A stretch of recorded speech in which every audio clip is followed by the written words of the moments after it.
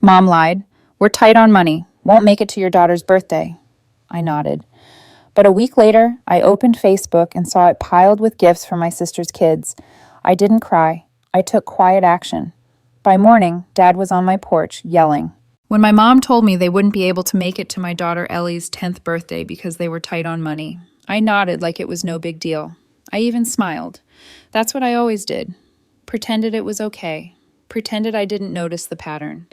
She said it like it was some tragic inconvenience, like gas money was the reason. Like it wasn't just a 40-minute drive, one highway, no tolls, like they hadn't come over for smaller things. But I didn't argue. I've learned that arguing with people who've already decided they're good parents is a waste of breath. So I planned the party anyway. Balloons, streamers, everything pink and silver like Ellie wanted.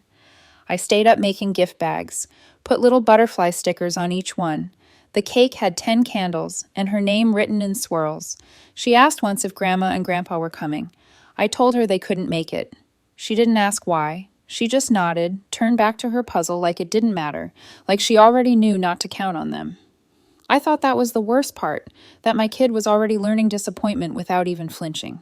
But then a week later, I opened Facebook while waiting for a meeting to start, just killing time. And there it was. My sister Jenna had thrown a birthday party for her twins. Nothing simple. It looked like a Pinterest board exploded in her house. Banners, balloon arches, custom cookies shaped like the number 5. And there in every other picture were my parents, big smiles, matching shirts, holding gift bags, holding her kids. Post after post. Best grandparents ever. Couldn't do this without Mom and Dad. So lucky to have them. I sat there in the parking lot just staring. I wasn't even mad. I didn't cry. It was more like something inside me had finally stopped. Like a switch flipped, and there was no flicking it back on. I didn't comment. I didn't call. I didn't tell Jenna what I thought. I just went home, put Ellie to bed, and opened my laptop. Our business isn't small anymore. It started in my garage when Ellie was still in diapers. Now we've got 2 storefronts and a steady online stream. And yes, my parents helped. Eventually, they bought in once I'd already built the foundation, took a percentage, took credit, and acted like they saved me. But I'm the one who kept it growing. I'm the one who stayed up at night fixing logistics and chasing suppliers. They just showed up when it was convenient. I pulled up the contracts, the operating agreement, the ownership breakdown. I didn't rush. I read slowly, carefully. Turns out I had more control than they like to pretend, so I made changes quietly, every decision backed by paper. And then the next morning, I woke up to fists on my front door. My dad's truck was in the driveway, his voice booming through the door like I owed him an explanation. I didn't open the door. I stood in the hallway with my coffee and watched him through the peephole. He paced, knocked again, then started yelling my name like we were in the middle of some emergency. I waited until he gave up and stomped back to his truck. 3 hours later, I got the first email from our shared business inbox. Subject line, urgent. Then another one, this time from my mom. Then a missed call from Jenna. Of course, I didn't answer anyone. They figured it out fast.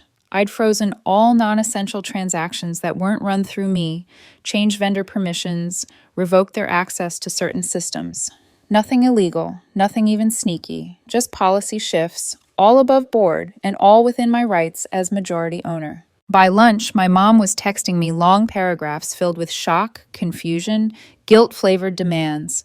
We're family. You're overreacting. Can't we just talk? I didn't respond. Not once. Instead, I sent out a company-wide update to all employees, just a short note explaining some structural changes in management. Nothing dramatic, just professional. I knew it would reach them through the grapevine within minutes. Then Jenna called again. This time she left a voicemail. I listened. She went off, said I was acting like a child, said I was punishing our parents for a misunderstanding, called me unstable and bitter, said this wasn't how normal daughters acted. That one made me laugh. I used to be the normal daughter, the one who covered the gaps, made peace, invited them to everything, even when they skipped half of it.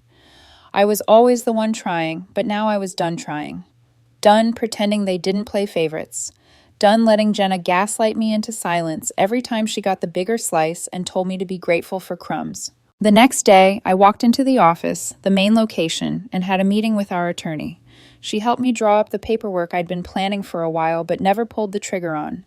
Termination of parental employment, severance packages, removal from advisory positions, every document filed, time-stamped, signed. When I left that office, I didn't feel victorious. I felt still, like everything was finally matching up with what it should have been all along. That night, Jenna showed up at my house. No warning, no invitation.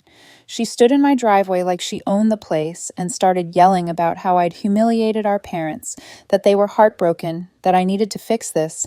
I just stood there, arms crossed, listening, let her say it all. Then I asked her one thing.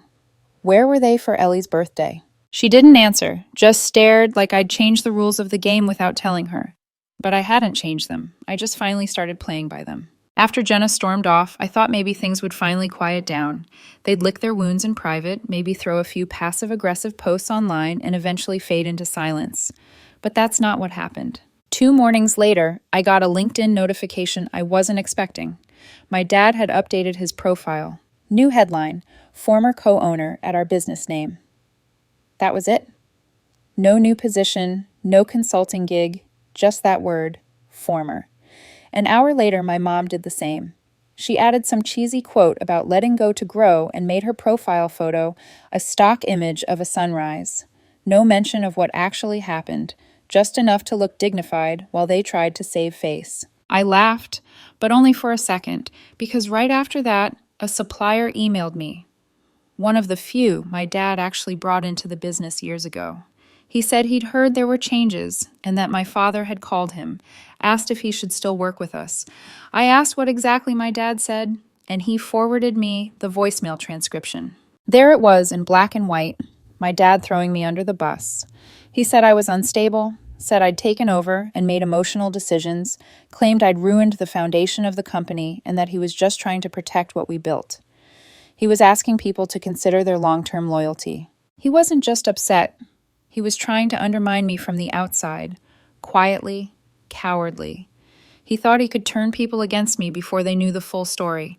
Thought I'd panic and come running back, begging to fix things like I always used to.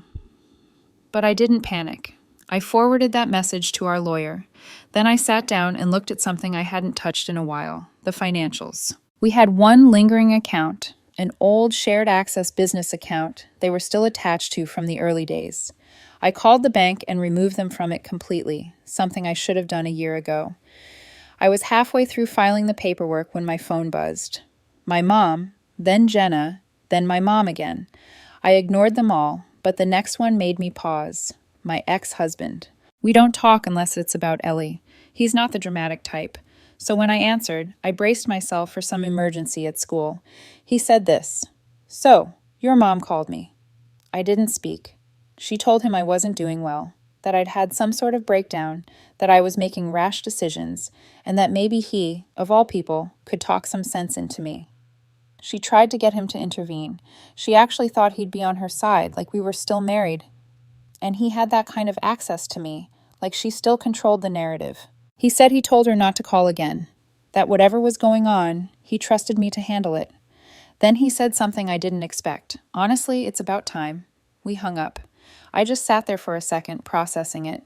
Not just what she did, but the fact that they'd stoop that low, that they'd dig through my past, pull at the threads, try anything to manipulate me back into place. That night, after Ellie went to bed, I stayed up alone and thought about every birthday, every holiday, every time they showed up, late or not at all, every time I covered for them, every time I protected their image in front of my daughter, just so she wouldn't feel what I felt growing up, ignored, unimportant.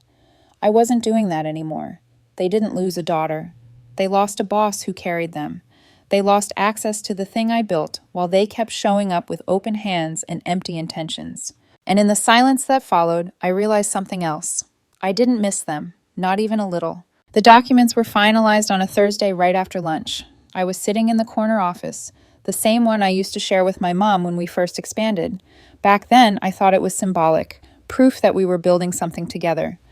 Turns out all it symbolized was how easily they latched onto something I created and convinced themselves they'd earned it. My lawyer emailed the final papers with a simple line.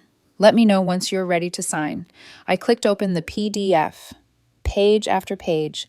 termination of employment, revocation of all advisory roles, ownership realigned to match real contribution, financial access removed, no dramatics, no explanations, just clean legal structure. I read every word slowly. I expected something, maybe guilt, maybe second thoughts. But what I felt was closer to relief, like I was finally locking a door that had been swinging open for too long. By 12:17 p.m., it was official. I sent the confirmation to HR. The next 20 minutes were a blur of revoking logins, terminating company email addresses, notifying the bank, and switching over a few vendor accounts. I watched the company dashboard shift in real time, their names disappearing from lists they used to be on. Then I called a staff meeting. I told them the change in management was effective immediately. No dramatic speech, no emotional breakdown, just clarity.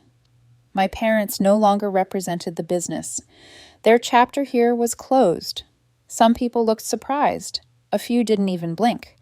I realized then how much of their weight I'd been carrying, shielding their reputations even when everyone could see they weren't doing much. After the meeting, I sat at my desk with the office door open, sipping a coffee I didn't remember making.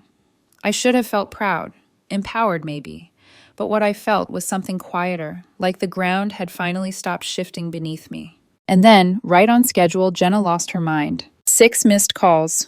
I didn't answer. Then the text started. What the hell is wrong with you? You're seriously unwell. This isn't how people handle family issues. You just fired your own parents like they were strangers. They gave you everything.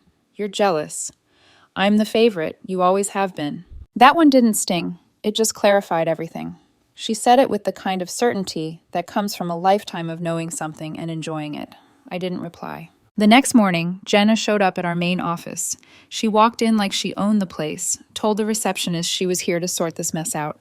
One of our junior managers came to my office and asked if I wanted to see her. I didn't even look up from my screen. I just said no. She started yelling in the lobby, loud enough that clients in the waiting area heard. She said I was unstable, that I was destroying the family, that I was drunk on power.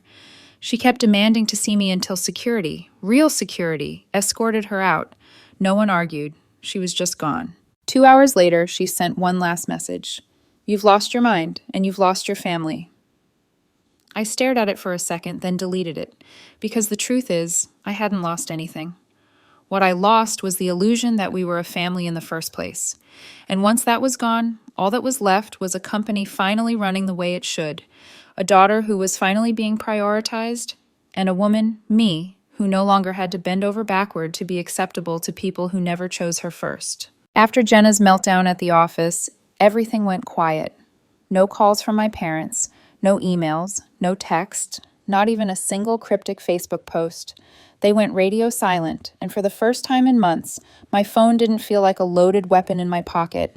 Ellie and I settled into a rhythm again. We did Friday pizza nights. I started picking her up from school more often, instead of relying on aftercare. I noticed little things.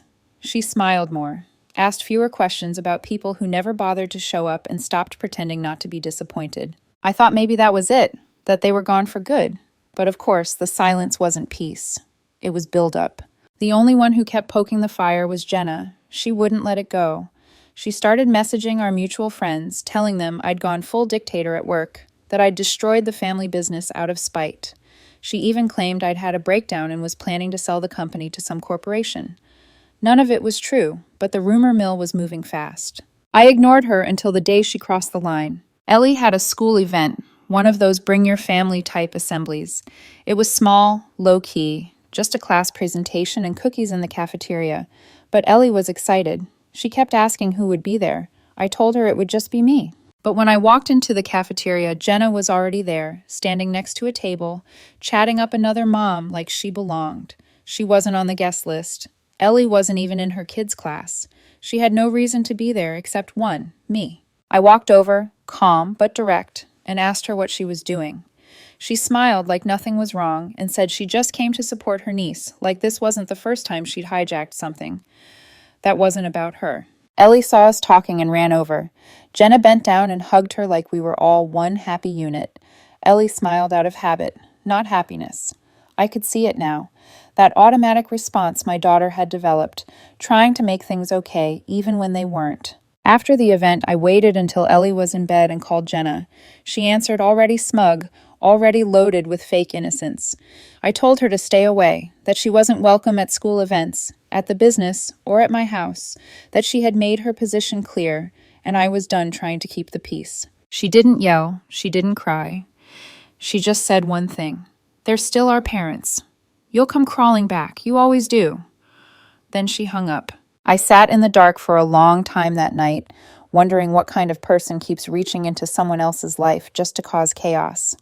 And the only answer I could come up with was the kind who thinks no matter how much damage they do, they'll still be forgiven. But she was wrong. This wasn't a fight. This was closure. And then something I didn't expect happened. 3 days later, on a quiet Sunday morning, someone knocked on my door. It wasn't Jenna. It wasn't a delivery. It was my parents. Both of them, standing there together. No screaming, no fake smiles. Just my dad holding a folder in his hand, and my mom, for once, looking like she didn't know what to say. They stood there like they didn't recognize the house anymore, like they knew they'd pushed too far this time, and there wasn't a script left to follow. I didn't say anything. I just opened the door wider and stepped back, not out of warmth, out of curiosity. I wanted to see what they came with, what excuse, what spin, what fake version of the story they were going to try next. But they didn't speak right away. My dad handed me the folder. Inside were 2 letters, one from him, one from my mom, both handwritten. I read them that night after Ellie went to sleep. They weren't dramatic. They didn't blame Jenna. They didn't justify anything. For once, they just admitted what they'd done, how they dismissed me, how they'd taken advantage, how they'd picked and picked and picked at me over the years until I broke. My mom wrote that she thought I'd never cut them off because I always came back. She said she hadn't realized how much she depended on me emotionally until I stopped answering her calls. My dad, in his letter, said he was ashamed that he saw now how easily he'd slid into the role of boss and forgotten he was supposed to be a parent. They didn't ask for the business back. They didn't ask for forgiveness right away. They asked if we could talk, and then they left. It took me 2 weeks to respond. We met in a park. Public, neutral ground. I didn't want Ellie involved. Not yet. And for the first time in maybe a decade, they listened. No interruptions, no defensiveness. They actually listened. I told them everything.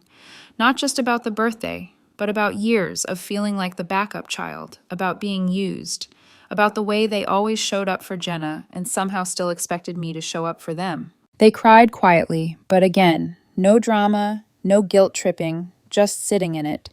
I told them I wasn't sure what the future looked like, that I didn't need them to be my parents anymore, that I'd learned how to protect myself, and I wasn't going to let them cross certain lines ever again. They said they understood, that they'd accept whatever boundaries I set, that this wasn't about going back. It was about finally showing up the way they should have in the first place. 2 weeks after that, they came to see Ellie. They brought a small gift, no fanfare. They sat on the porch with her and talked. No pictures, no posts, just time. Jenna found out eventually. She texted me in all caps, furious that I'd forgiven them after all that. She said I was spineless, said I caved, said she wouldn't apologize for anything because she didn't do anything wrong. But this time it wasn't me who responded. My mom sent Jenna a single message. You owe your sister an apology. Start there. The silence that followed was the loudest thing I'd ever heard from Jenna. And for once, I didn't care what she did next, because I wasn't fighting for a family anymore. I was protecting mine. And finally, I wasn't the only one.